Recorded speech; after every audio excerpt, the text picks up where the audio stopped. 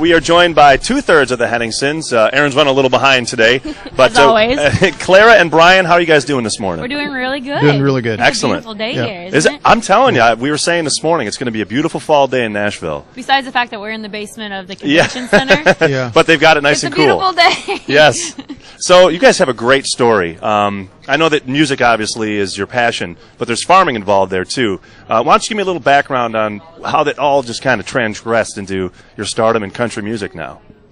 Well, it actually kind of, I don't want to say by accident, but it just, we had always done, I'd done musical things, and Aaron was in a band in college, and and we just sort of did our own thing. Clara was young, she was probably about 16 at the time that we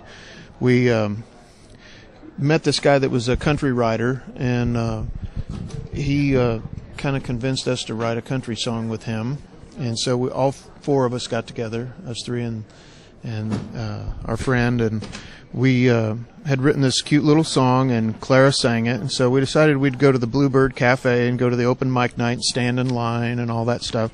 And so we did that, and it really went over really well. And so we did it again and again and again. And it started to work. Eventually it stuck. And all this time, I mean, we had a second home down south of Nashville, and that kind of allowed us to come to Nashville whenever we could. But I was farming, and never really dreamed that we would ever do this in the way that we've ended up doing it now. And now my brothers farm in Illinois, and they kind of, Dad goes home every once in a while and does this time of year is a busy time of year. Yes. Yeah, I was home a week ago, all week. But the boys are really doing great, taking over the farm. And the song "I Miss You," I love it. But when you guys sing it collectively, is there somebody you guys are thinking about? When you wrote it, is there somebody you were thinking about?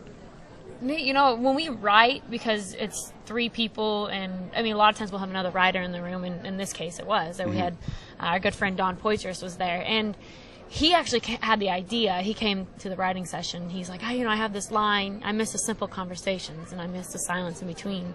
Our jaws kind of just dropped, and we were like, we just... That's a great opening line. It really is. That's the hook right there. Kind of put ourselves in the situation, and I don't know if it was necessarily specifically about somebody, but everybody's been through that. Right. They miss someone, whether it's a relationship or so relatable, or a death.